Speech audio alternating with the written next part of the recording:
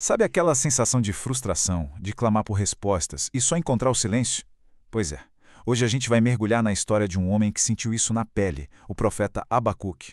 A jornada dele nos leva do fundo da dúvida até uma fé inabalável.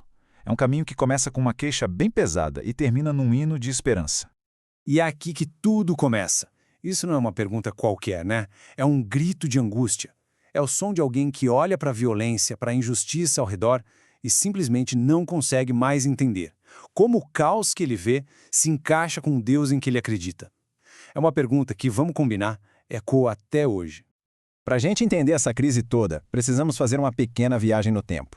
Vamos voltar lá para Judá, por volta de 630 a.C. Abacuque vivia numa nação que, em teoria, deveria ser um exemplo de retidão, mas que na prática tinha se afundado na corrupção e no abandono total dos seus valores.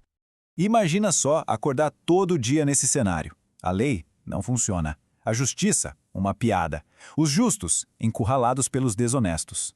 Para todo lado que se olhava, só se via destruição e violência. E no meio disso tudo estava Abacuque, olhando para os céus e perguntando: até quando esse silêncio? Por que ninguém faz nada? E então, finalmente, o silêncio é quebrado. Só que a resposta de Deus não é nem de perto o alívio que Abacuque esperava. Pelo contrário, é uma revelação tão chocante, uma solução tão terrível, que faz o problema original parecer até pequeno. Pensa bem, a solução de Deus para acabar com a injustiça em Judá era usar uma nação ainda mais cruel, os babilônios. Eles eram descritos como um povo impetuoso, violento, que basicamente idolatrava a própria força. A cabeça de Abacuque deve ter dado um nó.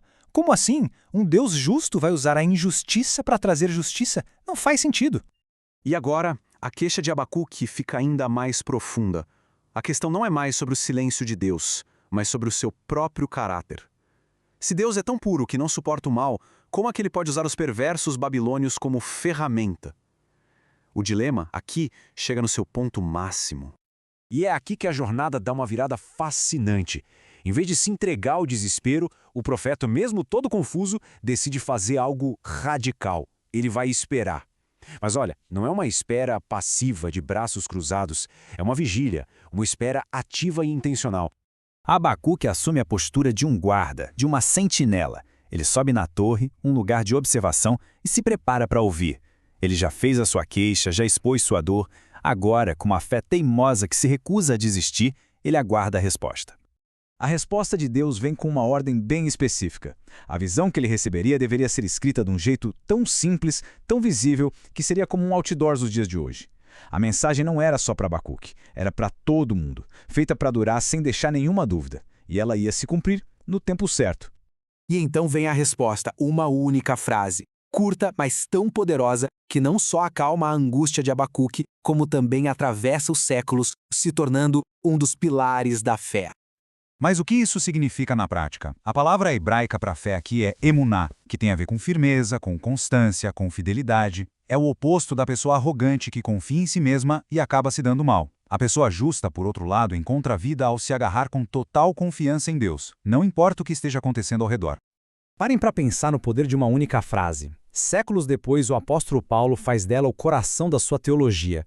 E mais de 1500 anos depois, essa mesma frase cai nas mãos de um monge chamado Martinho Lutero e a redescoberta do seu significado simplesmente acende a chama da Reforma Protestante, mudando o rumo da história para sempre.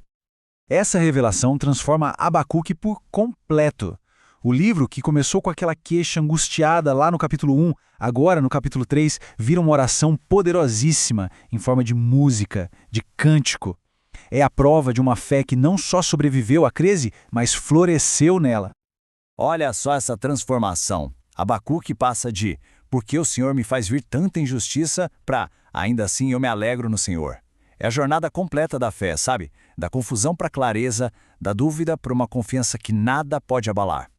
Essa é talvez a declaração de fé mais radical que existe. Abacuque imagina o pior cenário possível. A economia quebrou, a colheita falhou, os animais morreram, ou seja, a perda de tudo. E a conclusão dele, mesmo assim eu vou me alegrar. A alegria dele não estava mais nas circunstâncias, mas estava ancorada no caráter de Deus, uma fonte que nunca seca.